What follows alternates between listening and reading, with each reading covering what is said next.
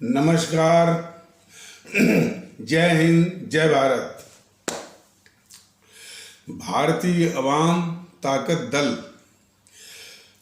अपने भारतीय भाई बहनों अर्थात अपने देश भारत की जनता अर्थात अपनी भारतीय अवाम से भारतीयता आधारित आपसी श्रद्धा, भारतीयता आधारित आपसी स्नेह, भारतीयता आधारित आपसी प्रेम, भारतीयता आधारित आपसी अखलाक मोहब्बत, भारतीयता आधारित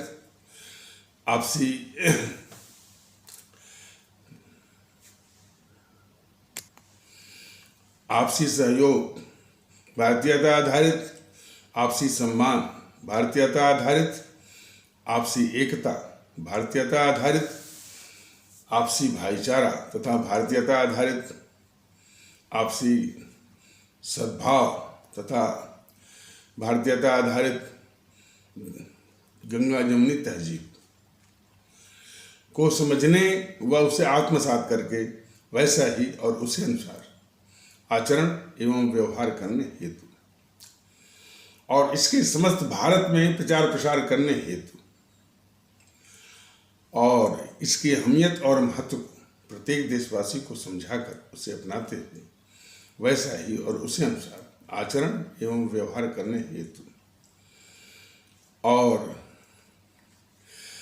प्रत्येक देशवासी को अपना ही भारतीय भाई बहन मानकर, समझकर और अपनाकर उनके साथ वैसा ही और उसी अनुसार आचरण एवं व्यवहार करने हेतु सतत, सदैव और हमेशा अदब के साथ, आदर के साथ अर्ज करता है, विनती करता है।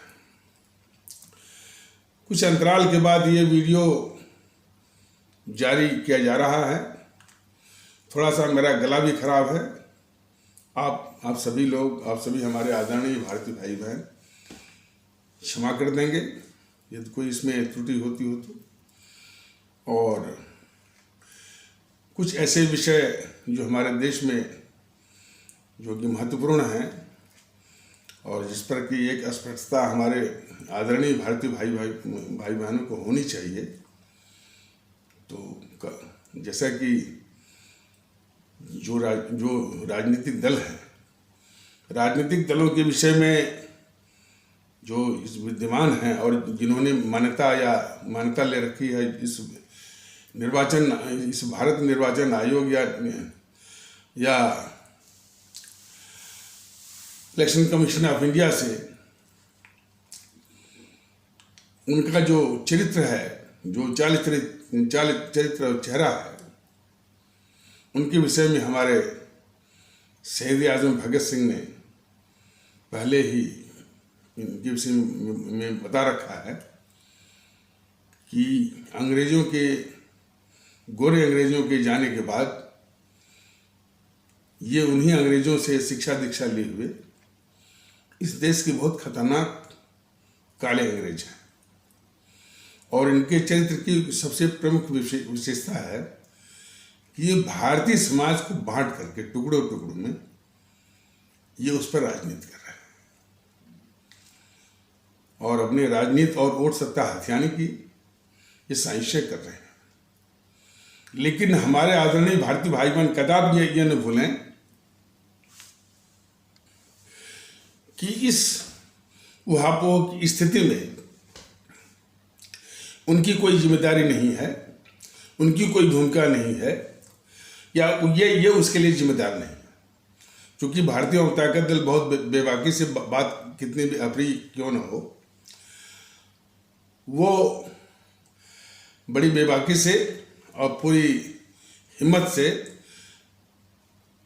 जो दोष जहाँ का है वो बताने की उसमें मंशा भी रहती है और मंशा भी रहती है और उसकी हिम्मत भी है। तो हमारे सभी आदरणीय भारतीय भाई बहन जो कि वोट के माध्यम से इन काले अंग्रेजों को सत्ता में बिठाते रहे हैं, उनके विषय में जो इस संबंध में बहुत बड़े चिंतक बहुत बड़े विद्वान का एक कथन है, लोगों को हुकूमत वैसी ही मिलती है जिसके वो पात्र होते हैं। फिर से जरा हमारे सभी आदरणीय भारतीय भाई बहन इसको बहुत गौर से सुने और समझें। लोगों को हुकूमत वैसी ही मिलती है जिसके वो पात्र होते हैं। People get the government they deserve.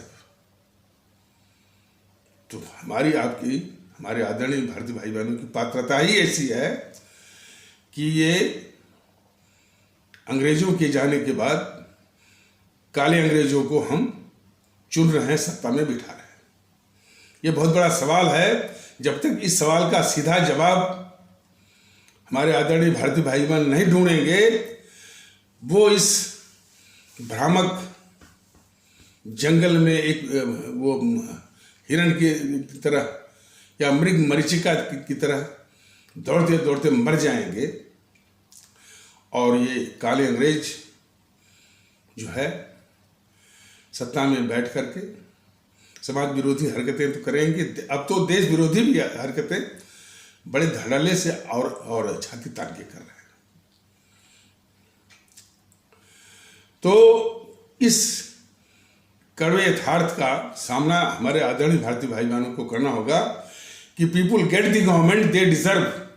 लोगों को सरकार वैसी ही मिलती है, व्यवस्था वैसी मिलती है जिसके पात्र होते हैं। तो हमारी कुपात्रता का ही परिणाम है जो कि इस तरह की सरकारें हमारे से इनको हम बिठाते रहे।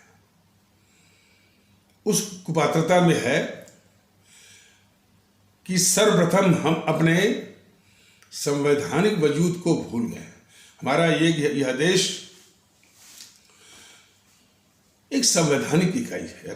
हमारा राष्ट्र भारतवर्ष, हमारा प्यारा मुल्क भारतवर्ष एक संवैधानिक इकाई है।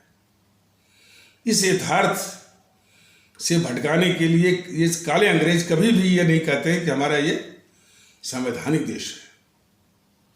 और वो संविधान ने कहा हुआ है अपने प्रस्तावना के जरिए कि we the people of India, हम भारत के लोग,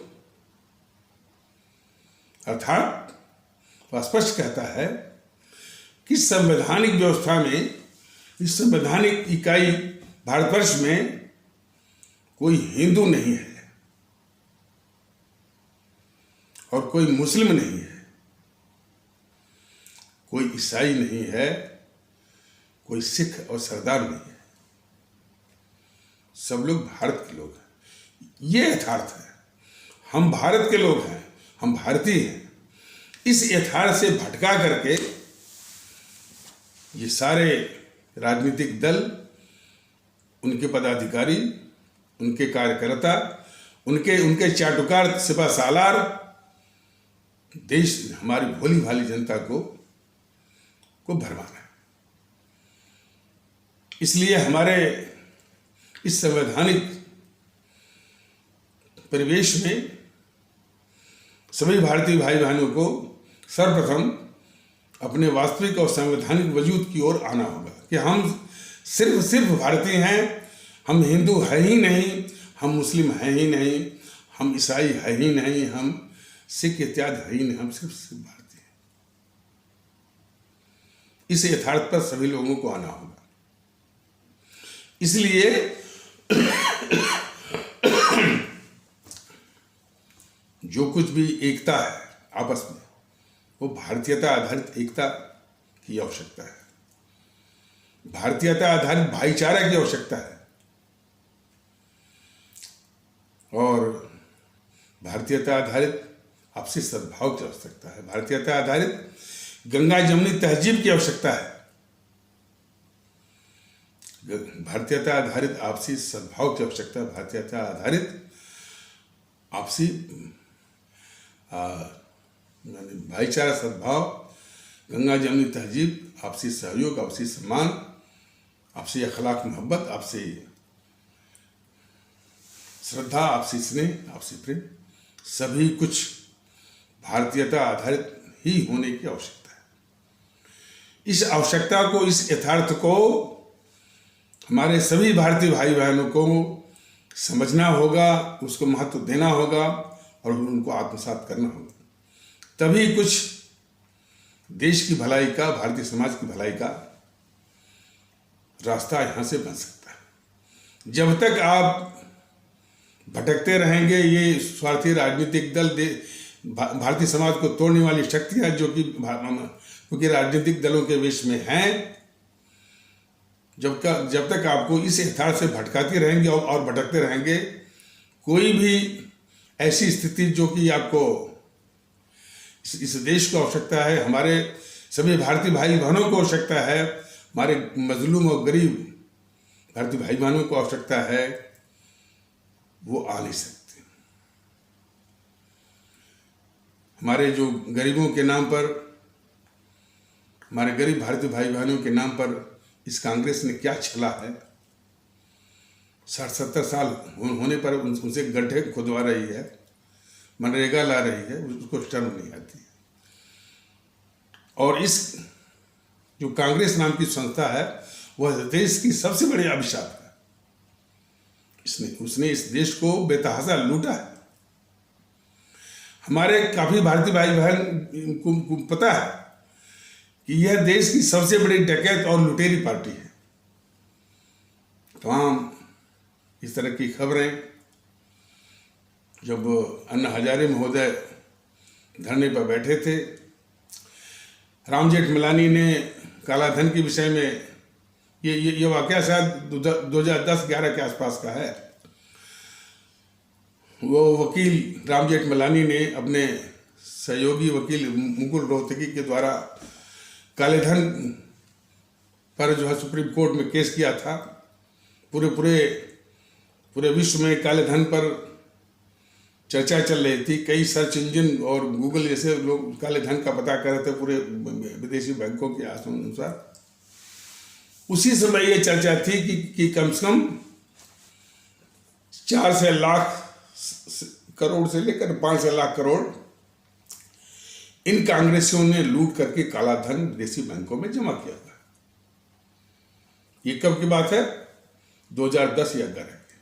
आज की तारीख में वही काला धन विदेशी बैंकों में 12 लाख करोड़ से लेकर 13 लाख करोड़ है। इन कांग्रेसियों की लूट का ये परिमाण है। तो सबसे बड़ी डकैत है।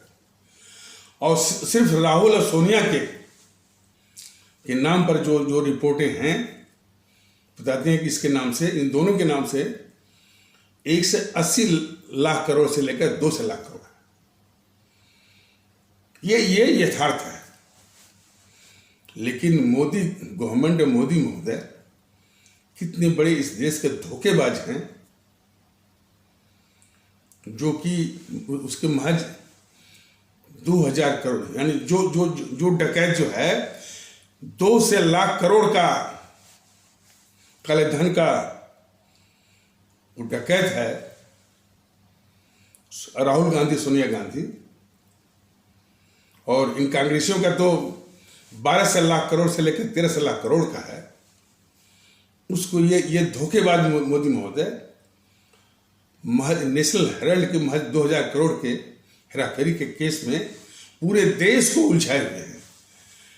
मोदी महोदय जो हमारे माननीय प्रधानमंत्री हैं, उनकी सरकार और बीजेपी वाले, ये अपने को राष्ट्रवादी कहते हैं ना, ये सबसे बड़े राष्ट्रद्रोही हैं, सबसे बड़े। इतने बड़े डकैतों को किस तरह से ये बचा रहे हैं, उनके छोटे से 2000 करोड़ के बातों को दिखा करके। और उसको छुपाने के लिए किसी का 100 करोड़, किसी का 50 करोड़, किसी का ये करना, पूरे देश को मथे हुए। सिर्फ कांग्रेसियों के 12 लाख करोड़ या 13 लाख करोड़ की लूट को छिपाने के लिए, या सोनिया राहुल के जो कालाधन का जो आयाम है 180 लाख करोड़ से लेकर 200 लाख करोड़ को छिपाने के लिए, ये बीजेपी वाले, ये मोदी महोदय या उनकी सरकार जो है पूरे देश को भटका रही है। इससे बढ़ करके कोई राष्ट्रद्रोह हो नहीं सकता। राहुल गांधी कितना बड़ा गद्दार है, इस देश का भारत द्रोही है। पूरी पूरी बीजेपी ब्रिगेड उसको ये साबित करने में लगी हुई है कि यह देशद्रोही नहीं है, यह देश का गद्दार नहीं है, यह नासमझ है, इसको बोलने की तमीज नहीं है, यह पप्पू है। यह गद्दार राहुल गांधी डोकलाम के मुद्दे पर, जिसको कि कुछ एपिसोडों में इसके पहले बताया भी गया है, और करीब 4-5 साल 5 या 6 साल पहले वो जब जो डोकलाम जो कोई क्षेत्र भूटान के अंदर आता है, और उसको माने वहाँ पर कब्जा करने के लिए, कब्जा इसलिए कि चिकन नेक भारत का नक्शा जब देखिए, जो सिलीगुड़ी कॉरिडोर है, जो कि किशनगंज से जो कि माने बिहार के किशनगंज से लेकर के पश्चिम बंगाल के सिलीगुड़ी के बीच में करीब 50-60 किलोमीटर लंबा और करीब 18-20 किलोमीटर चौड़ा। ये बहुत ही नाजुक, मार्मिक, चूंकि एक ओर से नेपाल है, दूसरी ओर से आपका ये बांग्लादेश है। इस चिकन नेक को काट करके पूरे पूर्वोत्तर भारत को शेष भारत से अलग करने की साजिश, मंशा और षड्यंत्र भारत विरोधी ताकतें, जो भारत के अंदर भी हैं और भारत के बाहर चीन इत्यादि, हमेशा उसकी नजर रहती है। तो वो तभी संभव होगा चीन के द्वारा जबकि वो डोकलाम पर के पास में आ जाएगा। तो वहीं पर वो डोकलाम का क्षेत्र जो कि भूटान के कब्जे में आता है, अधिकार क्षेत्र में आता है, वहीं पर चीनी सैनिक जो है बुलडोजर, जेसीबी, यानी सड़क, मतलब कि सड़क बनाने के तमाम औजार लेकर के पहुंचे। चूंकि भूटान के रक्षा की जिम्मेदारी भारत सरकार पर है, जैसा कि कुछ ऐसी व्यवस्था और समझौते हैं दोनों देशों के बीच में, तो भारत की सेना वहां पर आ गई। और वैसे भी चिकन नेक को देखते हुए भी बहुत संवेदनशील मसला है, भारत की सेना वहां आ गई। और चीन की सेना, भारत की सेना लगभग 2.5 से लेकर के 2.25-3 महीने आमने सामने डटी रही, और फिर वापस में हार करके, थक करके, विवश होकर के चीनी सेना वापस हुई। और जिसमें दोनों देशों की सेनाएं आमने सामने डटी हुई थी, ऐसी आशंका थी कि इन देशों में युद्ध भी छिड़ सकता है। इतने नाजुक दौर में यह गद्दार राहुल गांधी दुश्मन चीन के राजदूत से चोरी छिपे रात के अंधेरे में मिलता है। शुरू में ये गद्दार राहुल गांधी झूठ बोलता रहा कि वो चीनी राजदूत से नहीं मिला है। जब उसको काफी घेरा गया लोगों के द्वारा, मीडिया के द्वारा, तब जाके कबूला ये गद्दार राहुल गांधी क्यों मिला है। तब भी बीजेपी वाले, मोदी महोदय, मोदी की सरकार इस गद्दार राहुल गांधी को गद्दार नहीं मानती है। हमारे देश के लोग, हमारे देश के आदरणीय भारतीय भाई बहन, इन मोदी महोदय से सवाल करें कि आपका यही राष्ट्रवाद है? क्या आपका यही पैमाना है कि इतने बड़े गद्दार राहुल गांधी को आप गद्दार नहीं कहते हैं? इन बीजेपी वालों से सवाल किया जाना चाहिए कि तुमको जो है, या आपको ये गद्दार राहुल गांधी गद्दार नहीं दिखता है? और अब बताइए, और यही कारण है, ये अपने को राष्ट्रवादी कहना है, इनके राष्ट्रवाद को बिल्कुल चीर करके रख देने की आवश्यकता है। जो राष्ट्रवाद का मुखौटा जो पहने हुए हैं, इतना ही नहीं, ये गद्दार राहुल गांधी 2008 में चीन की कम्युनिस्ट पार्टी से समझौता करता है। वुहान एक शहर है चीन का। उस समझौते की गवाही के रूप में उसकी मम्मी मायनो एंटोनियो, जिसका असली नाम है लोग सोनिया गांधी कहते हैं, इसकी और मैंने कांग्रेस की ओर से मैंने इसके मायनो एंटोनियो या सोनिया गांधी के दस्तखत हैं। और गवाही के रूप में जो ये शी जिनपिंग है, जो इसमें चीन का राष्ट्रपति है, उसमें वो उपराष्ट्रपति था, उसके दस्तखत। और उस समझौते के, हालांकि जहाँ दो देशों का मसला आता है तो उनकी सरकारों के बीच में समझौता होता है, उन देश के माने राजनीतिक दलों के बीच में समझौता, यह विश्व में एक अकेला ये अजूबा ये उदाहरण है। सुप्रीम कोर्ट के सामने भी आया तो उसको भी अचंभा हुआ, लेकिन सुप्रीम कोर्ट भी इतना नैतिक रूप से गिरा हुआ है, अब आजकल तो काफ़ी खबरें आ रही हैं कि वो आगे नहीं बढ़ा कि अरे भाई ये पक्का देशद्रोह है। सुप्रीम कोर्ट ने ये नहीं कहा। जो सुप्रीम कोर्ट जो है, अब असल बात है ना कि जैसे मैंने बताया कि people get the government they deserve, लोगों को सरकार व्यवस्था वैसी ही मिलती जिसके वो पात्र होते हैं। आज तक हमारे भारतीय भाई बहन इस पर विचार नहीं किया कि हमारी कौन सी पात्रता खराब है। तो हमने एक तो बताया कि अपने उस वजूद पे आइए कि आप हिंदू नहीं हैं, मुस्लिम नहीं हैं, आप सिख नहीं हैं, ईसाई नहीं हैं, आप बौद्ध जैन पारसी नहीं हैं, आप ठाकुर ब्राह्मण राजपूत नहीं हैं, आप ब्राह्मण नहीं हैं, आप ओबीसी नहीं हैं, आप शेड्यूल कास्ट नहीं हैं, आप बनिया और कोई और, आप तमिल, मलयाली, तेलुगु, कन्नड़, गुजराती, मराठी, उड़िया, बंगाली, पंजाबी, असमिया या कुछ भी नहीं है। आप सिर्फ भारतीय हैं। और इन्हीं संकीर्ण और देश विरोधी अवधारणाओं पर आधारित हजारों जो तंजीमें बनी हुई हैं, अखिल भारतीय क्षत्रिय महासभा, अखिल भारतीय ब्राह्मण महासभा, अखिल भारतीय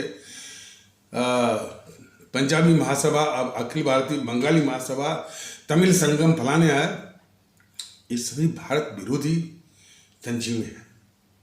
जब तक इनको समूल समाप्त नहीं किया जाएगा, हमारे भारतीय भाई बहनों की वो पात्रता नहीं आएगी कि जिस तरह की सरकारों की वो आकांक्षा करते हैं, उनकी इच्छा रहती है, उनकी ख्वाहिश रहती है, उस दिशा में कोई भी काम हो नहीं सकता। शायद कुछ तकनीकी के कारण कुछ यानी कथन जो है शायद नहीं कहा गया, उसको मैं दोबारा कह देता हूँ कि जब तक हमारे भारतीय भाई बहन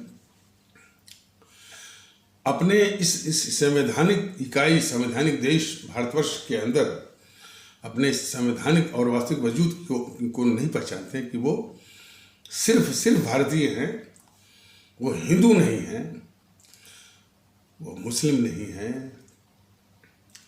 वो ईसाई नहीं हैं, वो सिख नहीं हैं, वो क्षत्रिय राजपूत या ठाकुर नहीं हैं, वो ब्राह्मण नहीं हैं, वो बनिया नहीं हैं, वो ओबीसी नहीं हैं, वो यादव नहीं हैं, वो शेड्यूल कास्ट नहीं हैं, वो तमिल नहीं हैं, वो मलयाली नहीं है, वो कन्नड़ नहीं है, वो तेलुगु नहीं है, वो गुजराती नहीं है, मराठी नहीं है, उड़िया नहीं है, वो बंगाली नहीं है, वो पंजाबी नहीं है, वो असमिया नहीं है, वो कश्मीरी नहीं है, वो सिर्फ भारतीय है। जब तक इस संवैधानिक और वास्तविक वजूद की ओर हमारे भारतीय भाई बहन नहीं आते हैं, उनकी कुपात्रता जाएगी नहीं। और और पात्रता वापस होने की दिशा में कोई काम होगा नहीं। और जब तक ये कुपात्रता रहेगी, कुपात्र सरकारें, काले अंग्रेजों वाली सरकारें, देश को विखंडित करने वाली सरकारें हमारे आपके सिर पर सवार होती रहेंगी। इसको समझना बहुत जरूरी है। इसलिए भारतीय जनता पार्टी बराबर भारतीयता की बात करता है, भारतीयता आधारित एकता की बात करता है, भारतीयता आधारित भाईचारा की बात करता है, और भारतीयता आधारित आपसी सद्भाव, आपसी गंगा जमुनी तहजीब की बात करता है। इसको यदि भारत को जिंदा रहना है, इसको आत्मसात करना ही होगा। और साझी सोच, इस सबको तबाह करने की साजिशें चल रही हैं। बीजेपी के जितने भी सिपहसालार हैं, वो साझी सोच को ही बर्बाद करने पर तुले हुए, ये राष्ट्रवादी बनते हैं। हमेशा सनातन सनातन सनातन की रट लगा करके, हमारे इस्लाम आस्था को नीचा दिखा करके, इस तरह की का जहर फैला करके, जो हमारी साझी सोच है, साझी संस्कृति है, साझी समझ है, उसको तबाह करके यह राष्ट्रवाद का मुखौटा पहने हुए हैं। तो खैर, बात हो रही थी उस गद्दार राहुल गांधी की। तो ये मैंने बताया कि जब ये मामला सुप्रीम कोर्ट में आया था, तो वो चौंक बस उसने आश्चर्य प्रकट किया करी, ये तो दो देशों के बीच में तो सिर्फ सरकारों के बीच में समझौता होता है, राजनीतिक पार्टियों के बीच में समझौता कहीं नहीं देखा गया। लेकिन सुप्रीम कोर्ट महोदय बस यहीं पर चौंक कर रह गए। क्या गद्दारी की गई इन राजनीतिक दलों द्वारा, वहां इस सुप्रीम कोर्ट की गिगी बंद हो गई। तो सुप्रीम कोर्ट का भी चरित्र जो है, हमारे राष्ट्रीय परिप्रेक्ष्य में बहुत ही संदेहपूर्ण है। वो अलग मैं बताऊंगा। और हमको किसी भी सुप्रीम कोर्ट से कोई डर नहीं है। यदि उनको लगता है कि उनकी अवमानना हो रही है, हमको बुला लें। हम किसी भी यानी इस सत्यवाद को कहने के लिए कोई भी कुर्बानी देने के लिए तैयार है। तो सुप्रीम कोर्ट महोदय वो इस बात को समझ ले। तो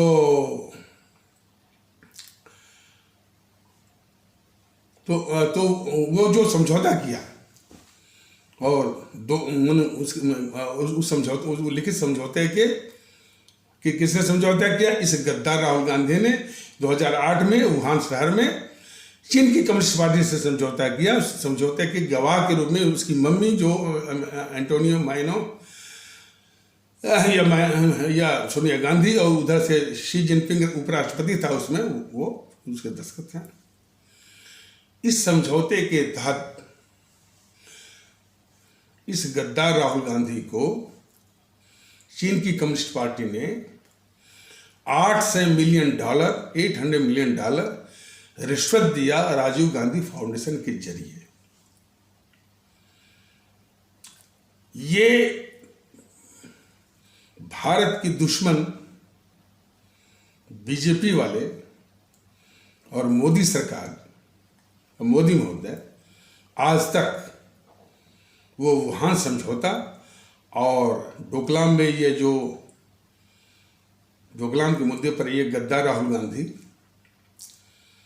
उस दुश्मन चीन के राजदूत से जो उस समय मिल करके कौन कौन सी हमारे देश की संवेदनशील सूचनाएं, सामरिक महत्व की सूचनाएं आदान प्रदान किया अपने दुश्मन चीन के राजदूत से।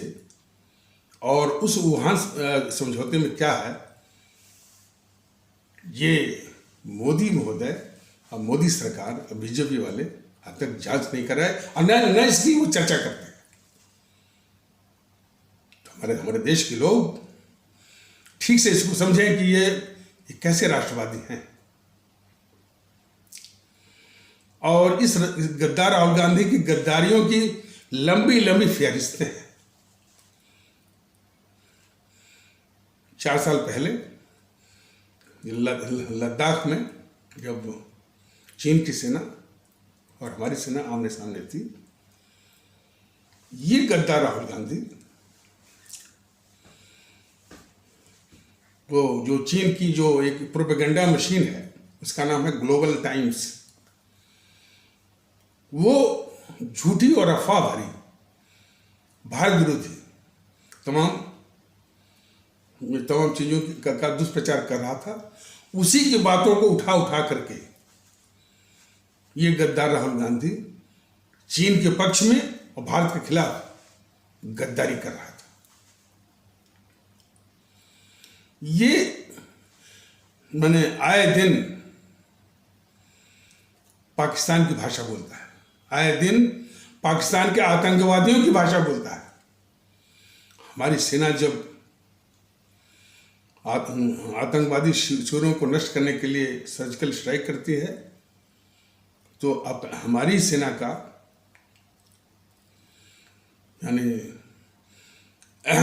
शौर्य पराक्रम को नीचा दिखाने के लिए, उसका मनोबल तोड़ने के लिए ये सबूत मांगता है, ये गद्दार राहुल गांधी। हमारी वायुसेना जब पाकिस्तान के अंदर बहुत घुस करके एयर स्ट्राइक करती है तब ये गद्दार राहुल गांधी फिर अपनी वायुसेना या हमारे भारतीय फौज का मनोबल गिराने के लिए और उसके शौर्य पराक्रम को नीचा दिखाने के लिए फिर सबूत मांगता है। और हमारी अपने ही सेना अध्यक्ष को सड़क का गुंडा कहलवाता है और दुश्मन पाकिस्तान के सेना अध्यक्ष को गले लगाने के लिए अपना दूत जो नवजोत सिद्धू को भेजता है। तभी भी बीजेपी वालों की नजर में यह गद्दार नहीं है।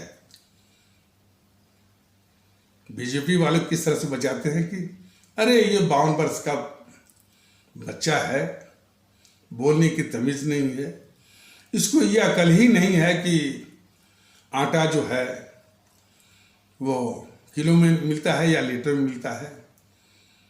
पप्पू है, छोड़ दीजिए ना, ये गद्दार कैसे हो सकता है। ये साजिश यानी देश के गद्दारों को बचाने की ये साजिश बीजेपी वाले मोदी महोदय उनकी सरकार कर रही है और अपने को ये राष्ट्रवादी कहते हैं। सिर्फ बीजेपी वालों का मोदी महोदय के राष्ट्र विरोधी चरित्र, वो भी राष्ट्रवाद का मुखौटा पहने हुए के विषय में बात की जाए तो हमारे मुल्क के साथ, हमारे आदरणीय भारतीय भाई बहनों के साथ नाइंसाफी होगी। समाजवादी पार्टी हमेशा महंगाई बेरोजगारी का रट लगाती है। ये देश के अपराधियों के साथ किस तरह से मिली हुई है काफी लोग जानते होंगे और किस बेहयाई के साथ अब पेश आती है। अतीक अहमद एक खूंखार किस्म का माफिया था। अब अतीक अहमद का प्रकरण चलेगा तो अब किस तरह से ये मीडिया और राजनीतिक दल, उनके सेवा सालार इस घटना को पेश करते हैं। देखिए, एक और योगी महोदय कहते हैं कि मैं माफियाओं को मिट्टी में मिला दूंगा। जरा इनकी कार्यता जरा देखिए, बात सही है और वो जरूरी भी है कि माफियाओं को बिल्कुल समाप्त कर देना ही चाहिए। किसी भी मुख्यमंत्री को, किसी भी प्रधानमंत्री को यदि जनता से प्रेम है तो योगी महोदय का यह कहना कि मैं उत्तर प्रदेश के माफियाओं को मिट्टी में मिला दूंगा बिल्कुल सही है। लेकिन योगी महोदय सिर्फ आपको माफिया सिर्फ अतीक अहमद, मुख्तार अंसारी और आजम खान ही दिखते हैं। रघुराज प्रताप सिंह आपको माफिया नहीं दिखता है, धनंजय सिंह आपको माफिया नहीं दिखता है, भदोही का मिश्रा करके जो है वो आपको माफिया नहीं दिखता है। उनको भी जब तक आप मिट्टी में, रघुराज प्रताप सिंह को, धनंजय सिंह को, भदोही के मिश्रा को मिट्टी में इसी तरह से बुलडोजर चला कर नहीं मिलाएंगे, आपके इस आपका ये अभियान, ये कथन बिल्कुल माने उत्तर प्रदेश की जनता के साथ धोखा होगा। तो चलिए अभी उनके कथन पर ही कुछ देख लेते हैं। तो योगी महोदय कहते हैं कि हम इन माफियाओं को मिट्टी में मिला दूंगा। अतीक अहमद को सामने से मरवाते, इनकाउंटर करवाते। इन्होंने क्या क्या साजिश करके किसी और को खड़ा करके और कोई और शूटर मूटर को तैयार करके उसको मरवाया, ये दिखाने के लिए कि इसमें सरकार शामिल नहीं थी। उसके इनकाउंटर में, उसको मरवाने में सरकार शामिल नहीं थी। अब ये दोगलापंथी जरा देखिए योगी महोदय, एक और कह रहे हैं कि हम माफियाओं को मिट्टी में मिला देंगे, तो उसी हिम्मत से कहे भाई हमने उसको मरवाया। पूरा देश आपको समर्थन करता है, पूरा प्रदेश आपको समर्थन करता है, लेकिन फिर आपकी हिम्मत नहीं है कहने की। आप इस तरह से साजिश कर रहे हैं कि उसको अतीक अहमद को मारने में सरकार की कोई भूमिका नहीं है, पुलिस की कोई भूमिका नहीं है। ये देखिए इनका नैतिक दोगलापन,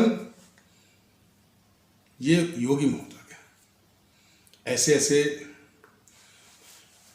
मुख्यमंत्री जो है तमगा लूट रहे हैं और तमाम खरवाने बुलडोजर बाबा निरा धोखा है।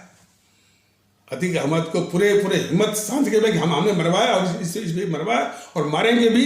देश के जितने भी माफिया, प्रदेश के जितने भी माफिया हैं, मैं उनको अतीक की तरह जो है मैं मिट्टी में मिलाऊंगा। जैसे मैं अतीक को, मुख्तार अंसारी का भी वो इनकाउंटर कराते, बुलडोजर चलवाते, जितनी संपत्तियां हैं, जितने और भी चीजें हैं वो करने की जरूरत है। तो एक तो प्रदेश में ही आपका जो है माफियाओं के उन्मूलन का जो दावा है वो निरा धोखा है कि सिर्फ 3 ही आपको माफिया दिखते हैं, बाकी आपको माफिया नहीं दिखते नंबर 1। और योगी महोदय जरा बता दीजिए, ये माफिया होना तो एक अपराध तो है ही, क्यों नहीं अपराध है। देशद्रोह के अपराध आपको नहीं लगता है? देश के खिलाफ गद्दारी ये आपको अपराध नहीं लगता है? राहुल गांधी की गद्दारी आपको गद्दारी नहीं दिखते? और कभी आपके मुंह से राहुल गांधी कभी गद्दार नहीं दिखते, कभी गद्दार आपके मुंह से निकला नहीं। यही जो मानसिकता व्यवहार योगी महोदय, बिल्कुल देश को कष्ट देने वाला ये भारत द्रोह है कि राहुल गांधी आपकी नजरों में गद्दार नहीं दिखता। लेकिन वास्तविकता ये है योगी महोदय, देश के खिलाफ गद्दारी, ये अतीक अहमद, मुख्तार अंसारी की माफिया वाले अपराध से हजारों गुना वो जघन्य अपराध है। यदि उस गद्दार राहुल गांधी पर जिस तरह से जेलों में बंद कराया गया, बुलडोजर चलवाए गए, इससे 100 गुना 1000 गुना कार्रवाई जो है मोदी महोदय की होते, योगी महोदय की होते, तब उनके राष्ट्रवाद होने का कुछ ये राष्ट्रवाद होने की कुछ शरीयत सामने आती है। तो देश के दुश्मनों को पालना, उनकी रक्षा करना और छोटे मोटे माफियाओं के प्रति कार्रवाई करना, योगी महोदय और मोदी महोदय, ये सबसे बड़ा राष्ट्रद्रोह है। हमारे देश के लोग समझे। इस राहुल गांधी पर, सोनिया गांधी पर, प्रियंका गांधी पर अतीक अहमद से 1000 गुना बुलडोजर चला करके, उनकी सारी संपत्तियों को जब्त करके, उनके सारे संसाधन को फ्रीज करके, सीज करके,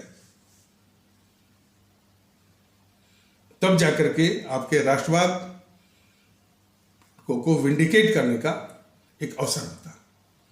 लेकिन कितने बड़ा धोखा ये बीजेपी वाले कर रहे हैं। अतीक अहमद को तो करेंगे, लेकिन देश के दुश्मन, देशद्रोहियों को ये बचाएंगे और इनको बोलेंगे ये पप्पू है। अरे ये सुनाई पड़ रहा है कि शायद ये जो राहुल गांधी, सोनिया गांधी, राहुल गांधी और प्रियंका गांधी और उसका जो पति है या सोनिया गांधी का जो क्या दामाद है वो रॉबर्ट वाड्रा, इन सबों ने जो किसानों की, हरियाणा के किसानों की, राजस्थान के किसानों की जमीन हड़पी है, अब तक ये राष्ट्रवादी, ये मोदी महोदय, उनकी सरकार, बीजेपी वाले उन किसानों की हड़पी हुई जमीन, उन किसानों को वापस नहीं करा पाए। और उस हड़पी हुई जमीन में इन गद्दारों ने, कौन, राहुल गांधी, प्रियंका गांधी और रॉबर्ट वाड्रा, अब उसमें कई हजार करोड़ का विदेशी निवेश की भी व्यवस्था ये बीजेपी वाले करवा रहे हैं। यानी सोलर एनर्जी, सौर ऊर्जा, और उस सौर ऊर्जा को खरीदने का भी व्यवस्था ये नकली राष्ट्रवादी बीजेपी वाले कर रहे हैं। ये सारी चीजें जो हमारे देश के लोग समझे, इसको राष्ट्रवादी बनते हैं। तो हमारे देश के लोग ऐसे देश के लोगों को ऐसे नकली राष्ट्रवादियों से निजात चाहिए, काले अंग्रेजों से निजात चाहिए। सुनने में आया कि जब ये भारतीय जनता दल की भारतीय एकता और भारतीय भाईचारा की बात वो सुधांशु त्रिवेदी महोदय के सामने आती है, तो वो कायरता भरे शब्दों में कहता है कि अरे ये यूट्यूब वाले सर जो है भारतीय भाईचारा की बात करते हैं, सनातन ही भाईचारा है। अरे बेवकूफ सुधांशु त्रिवेदी, इस भारतीय परिवेश में किसी सनातन की आवश्यकता नहीं है। सिर्फ भारत का संविधान, किसी सनातन की आवश्यकता नहीं है, किसी इस्लाम की आवश्यकता नहीं है, किसी कुरान की आवश्यकता नहीं है, किसी गीता रामायण की आवश्यकता नहीं है, सिर्फ देश का संविधान। और इस यथार्थ को हमारे सभी भारतीय भाई बहनों को समझना पड़ेगा। तो भारतीय भाईचारा, भारतीयता आधारित भाईचारा, भारतीयता आधारित सद्भाव, भारतीयता आधारित गंगा जमुनी तहजीब, भारतीयता आधारित अखलाक, मोहब्बत, आपसी प्रेम, आपसी स्नेह, आपसी श्रद्धा, आपसी सहयोग, आपसी सम्मान, इसको स्थापित करने की जरूरत है। जो ये भरमा रहा है सुधांशु त्रिवेदी सनातन करके, और वो भी इस्लाम आस्था को नीचा दिखाने के लिए, तो ऐसे बीजेपी को सबक सिखाने की जरूरत है ईवीएम मशीन पर। आइए थोड़े न्यायपालिका पर भी थोड़ी सी विश्लेषण कर लेते हैं। आजकल बड़ी चर्चाएं चल रही हैं कि कोई हमारे भारत के मुख्य न्यायाधीश वो धनंजय यशवंत चंद्रचूड़, DY चंद्रचूड़ के कारनामों की बड़ी चर्चा हो रही है। आजकल उनका पूरा जुडिशियल दिमाग जो बस इसी में आकर के सिमट गया है कि होमोसेक्सुअलिटी, समलैंगिकता और एक ही जेंडर के लोग शादी करें, फलाने करें। अब उनका पूरा दिमाग खाली हो गया। और कुछ लोग कह रहे हैं कि हमारी संस्कृति पर प्रहार है, वो है। अरे भाई, ऐसा करना, ऐसा कहना चंद्रचूड़ महोदय का भारत की आत्मा के खिलाफ इनकी गतिविधि चल रही है। हमारे देश की आत्मा जो है हमारे संस्कृति में निहित है, और उस संस्कृति में एक विवाह एक बहुत पवित्र व्यवस्था है। उस व्यवस्था की जड़ खोद रहे हैं ये धनंजय यशवंत चंद्रचूड़ महोदय। वो भी भारत के मुख्य न्यायाधीश के कुर्सी पर बैठ करके। मैंने देखा है कि काफी लोग प्रलाप कर रहे हैं कि ये कर रहे हैं, वो कर रहे हैं। एक अजीत भारती करके बराबर बोलता रहता है। अरे भाई, ये कुछ भी बोलने की जरूरत नहीं है। ऐसे जजेस से निजात पाने की संवैधानिक व्यवस्था है। इम्पीचमेंट, महाभियोग लगा करके ऐसे जो कि भारत की आत्मा की जड़ खोदने वाले धनंजय विष्णु चंचूड़ जैसे लोगों को महाभियोग चला करके, इम्पीच करके बर्खास्त करने की जरूरत है। लेकिन जहां तक बर्खास्त करने की जरूरत है, आज तक ये संसद वो नैतिक साहस नहीं जुटा पाई कि 2-4 सुप्रीम कोर्ट के जस्टिसेस को, हाई कोर्ट के जस्टिसेस को, जो कि इनकॉम्पिटेंट रहे, जो अरिंग रहे, उनको इम्पीच करके उन पर महाभियोग चला करके उनको बर्खास्त कर सके। ये नैतिक बल इस भारतीय संसद में आया ही नहीं। ये बहुत बड़ा सवाल है। और क्यों नहीं आया? कि यह संसद जो है अपराधी किस्म के सांसदों से भरी हुई है, और ये अपराधी किस्म के सांसद जो है, इनको भ्रष्ट और पक्षपाती जस्टिस की आवश्यकता होती है। आपने देखा हो कि हमारे साधारण भारतीय भाई बहनों का केस पीढ़ी दर पीढ़ी सड़ता रहता है, चाहे वो सुप्रीम कोर्ट हो, चाहे हाई कोर्ट हो, चाहे डिस्ट्रिक्ट कोर्ट में हो। कुछ रसूख वाले हैं। अब चूंकि ये मतलब इस वीडियो में सारी बातें कहना थोड़ा सा संभव नहीं होता है। रसूख वाले जो सुप्रीम कोर्ट के कुछ वकील हैं, जिसमें कपिल सिब्बल आता है, अभिषेक मनु सिंघवी आता है, कुछ इनको कहते हैं कि कोर्ट फिक्सर। कोर्ट फिक्सर नहीं है, ये इन सबों का एक कार्टेल है कि आज केस लगाइए, कल वो आ जाएगा। बाकी भारतीय भाई बहनों का केस वो सड़ता रहेगा। इसको न पूछने वाला कोई कपिल सिब्बल मिलेगा, न कोई अभिषेक मनु सिंघवी मिलेगा, न कोई डी.वाई. चंद्रचूड़ मिलेगा, कोई जज नहीं मिलेगा। सड़ता रहेगा। ये इनका केस रसूख वाले हैं और काफी पैसा भी लेते हैं, एक पेशी का 10-10 लाख, 20-20 लाख। तो और केस का तो अलग से करोड़ों में इनके सौदे होते हैं। तो ये तुरंत आ जाता है। तो इन सांसदों को इस तरह के भ्रष्ट और पक्षपाती जस्टिसेस की आवश्यकता होती है, तो ये उनको पाल के रखते हैं। तो ये सांसद लोग इस तरह के भ्रष्ट और पक्षपाती जस्टिसेस को कैसे इम्पीचमेंट चलाएंगे, कैसे इनको बर्खास्त करेंगे, तो ये अपने आप में बहुत बड़ा सवाल है। लेकिन ये अंग्रेजी में बोलते हैं ना, द बक स्टॉप्स हियर, यानी जो जिम्मेदारी जो है ना तो डी.वाई. चंद्रचूड़ के ऊपर है, ना तो कपिल सिब्बल के ऊपर है, ना तो अभिषेक मनु सिंघवी के ऊपर है। वो जिम्मेदारी, वो उत्तरदायित्व तो हमारी आवाम पर है, जो कि अपनी कुपात्रता के चलते इस तरह के लोगों को व्यवस्था में भेज रही है, जो कि इस तरह का तांडव कर रहे हैं आज 17 सालों से।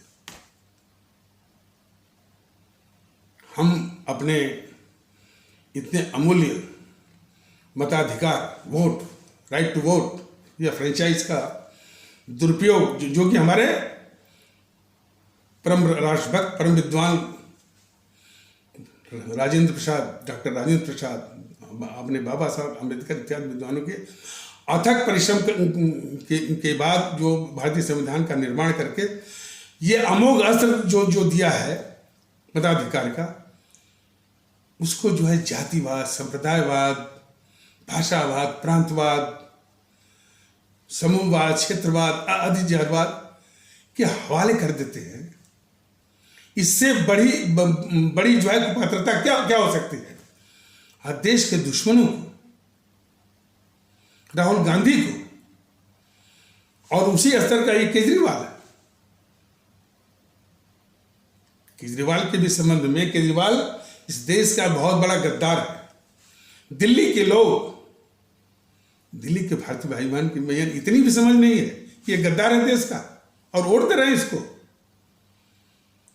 तो जब तक हमारे देश के लोगों की कुपात्रता पर ध्यान नहीं जाएगा कि हम कुपात्र हैं, तो कुछ लोग जो है, देखिए चुनाव को क्या समझते हैं। अभी अभी अभी ये उदाहरण ले लीजिए कि पंचायत के चुनाव हो रहे हैं, बीजेपी तमाम इस तरह से लाउड स्पीकर बजवा रही है, हिंदू हिंदू राष्ट्र। बताइए, हिंदू राष्ट्र बोल करके बीजेपी वाले कितना बड़ा धोखा कर रहे हैं इस देश के साथ। हमारा ये देश संवैधानिक देश है, ये हिंदू राष्ट्र नहीं है, ना हिंदू राष्ट्र है, न हिंदू राष्ट्र हो सकता है, और न इसको हिंदू राष्ट्र होने की कोई जरूरत भी नहीं है। वो आरएसएस वाले भी झूठ बोलते हैं, बीजेपी वाले भी झूठ बोलते हैं, उसके जितने सिपा सालार का कार्यकर्ता पदाधिकारी सभी झूठ बोलते हैं हिंदू राष्ट्र के विषय में। ये हमारा संवैधानिक देश है,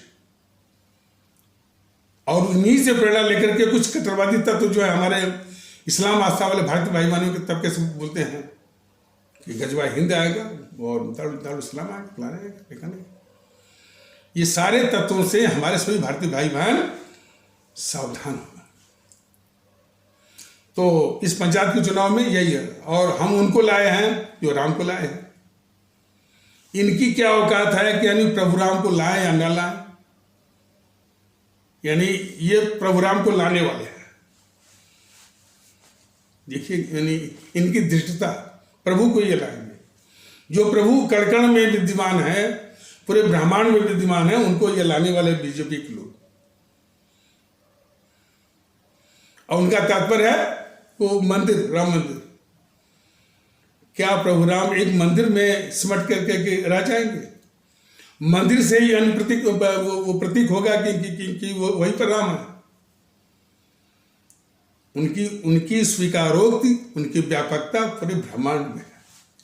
और वही हाल जो है इस्लाम आस्था वाले भारतीय भाई बहनों के तबके से है। सारी आस्था को वो केंद्रित कर देते हैं मस्जिद में।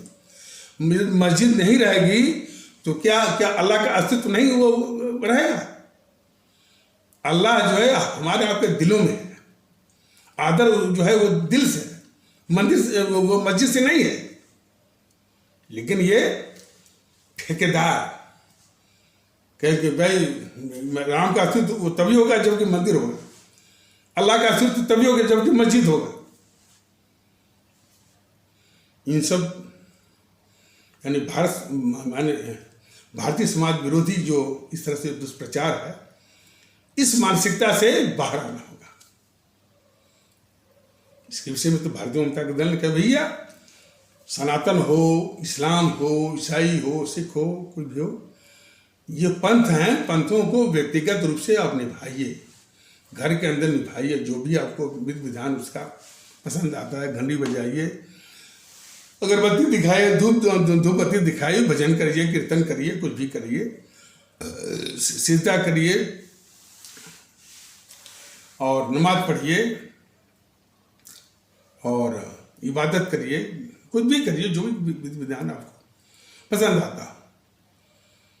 लेकिन जो सामूहिक जीवन आपका है, मैं चौखट के बाहर जो आप कदम रखते हैं, जो हमारा सामूहिक जीवन है, वो सिर्फ हमारा भारतीय जीवन है, राष्ट्रीय जीवन है।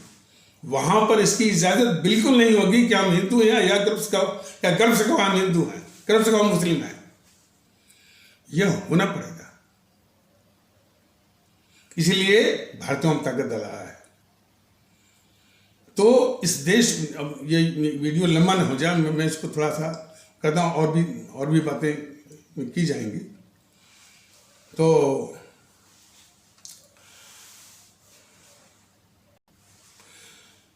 और भी बातें की जाएंगी। तो मोदी महोदय लाख सड़कें बनवाएं, सीमा पर जो है भी काफ़ी सड़क बनवा रहे हैं और ये कर रहे हैं। इसमें कोई शक नहीं है। इसके भारत के आर्थिक उत्थान के लिए बहुत कुछ कर रहे हैं। लेकिन इस देश में बहुत कुछ विकास करने वाले अंग्रेज भी थे, बहुत कुछ विकास के संबंध में काम किया है। रेल लाइन बिछाई, पोस्टल नेटवर्क दिया, टेलीग्राफिक नेटवर्क दिया, बिल्डिंगें बनाई, व्यापारिक केंद्र बनाए, जुडिशियल सिस्टम स्थापित किया। लेकिन वो इस देश के दुश्मन थे, इस देश के लुटेरे थे, हम पर अत्याचार करने वाले थे, हमारे देश के दुश्मन थे। तो विकास कोई पैमाना नहीं है। आपकी और जो गतिविधि है मोदी महोदय, वो भारत द्रोह की, भारत की माना कि देश के दुश्मनों को पालना। और सिर्फ राहुल गांधी को ही नहीं बचाते हैं, कितनी बड़ी ये देशद्रोही पार्टी है कम्युनिस्ट, और उनका जो इकोसिस्टम है, उनको जो मीडिया, जिसको जो लुटेर मीडिया कहते हैं, वह बिल्कुल खांटी भारतद्रोही है।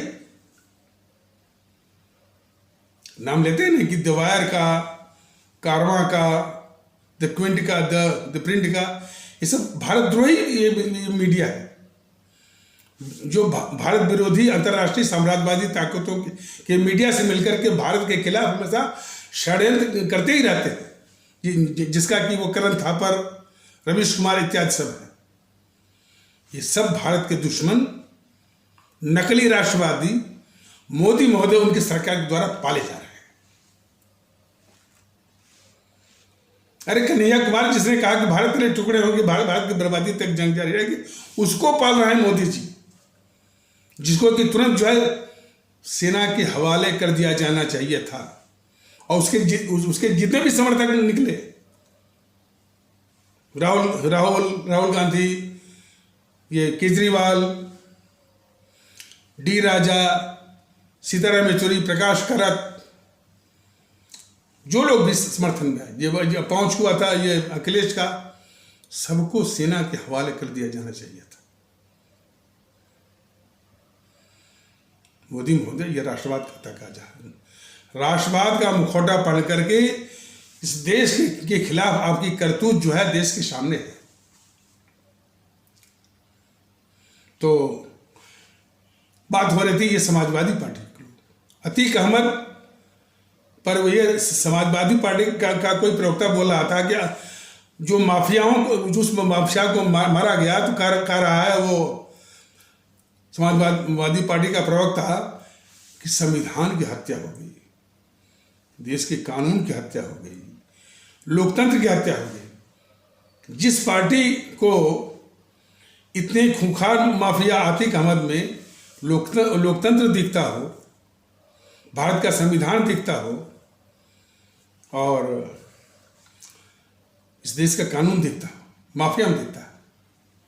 इस प्रकार इस देश के दुश्मन कांग्रेसियों को भी आतंकवादियों में लोकतंत्र दिखता है, भारत का संविधान दिखता है, देश का कानून दिखता है, और उसकी हत्या दिखती है। इतने खूंखार देशद्रोही हैं ये कांग्रेसी और समाजवादी पार्टी के लोग। वही हाल टीएमसी का है। और ये शरद पवार की भी बड़ी तारीफ की जा रही है बीजेपी के सभा सालारों के द्वारा। वो कम भ्रष्ट नहीं है, बहुत बड़ा भ्रष्ट है। लेकिन महाराष्ट्र में कुछ लोग बोलते हैं, क्या कहते हैं, मराठा गौरव की बात करते हैं। सबको यदि जब तक हमारे देश की आवाम, हमारे आदरणीय भारतीय भाई बहन मिट्टी में नहीं मिलाएंगे, उनको औकात नहीं दिखाएंगे,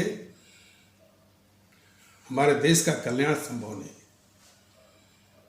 चुनाव आता है, फिर ये पार्टियां जो है उन्हीं को आप वोट करते हैं। ये सबसे बड़ी गलती आप कर रहे हैं, और वो भी कुपात्रता के चलते। भारतीय जनता का दल तो आपको जगा रहा। और इस वीडियो को अधिक से अधिक आगे बढ़ाइए, शेयर करिए, सब्सक्राइब करिए। कुछ जागरूकता है, कुछ भारतीयता है, भारतीयता के आधार पर एकता है, और इन देश के खतरनाक काले अंग्रेजों से मुक्ति पाने का एक मार्ग शुरू। नहीं तो कभी सुप्रीम कोर्ट की बात करेंगे, वो मन कहा कि धनंजय यशवंत जो है चंचूड़ विषय में कहने की जरूरत नहीं है। संसद के पास पावर है, इम्पीच करके, महाभियोग करा के बर्खास्त कर इस भारतीय समाज के अभिशाप से इसको एक्सट्रिकेट करिए, निकालिए इसको बाहर। इस प्रकार ये 2-4 जजेस को अपने आप रास्ते पर आ जाएंगे। कहने की जरूरत नहीं। जो संवैधानिक अधिकार है, जो संवैधानिक प्रक्रिया है संसद की, उपयोग करिए इनके ऊपर, अपने आप ये रास्ते पर आ जाएंगे। लेकिन नैतिक रूप से गिरे हुए हैं मोदी जी भी, नैतिक रूप से हीन है संसद भी, तो इनसे कोई उम्मीद नहीं। उम्मीद सिर्फ अपनी आवाम से है। आवाम भी अपनी पात्रता खो बैठी है, तो कम से कम आवाम से शुरुआत करे, अपनी पात्रता को रिस्टोर करे, वापस लाए और इन काले अंग्रेजों का सफाया करे। बाकी और वातावरण की शुद्धि हो जाएगी। बहुत कुछ करना है। तो इन आवश्यक शब्दों के साथ इस आवश्यक परिचर्चा को यहीं पर विराम दिया जाता है। तब तक के लिए नमस्कार। जय हिंद, जय भारत।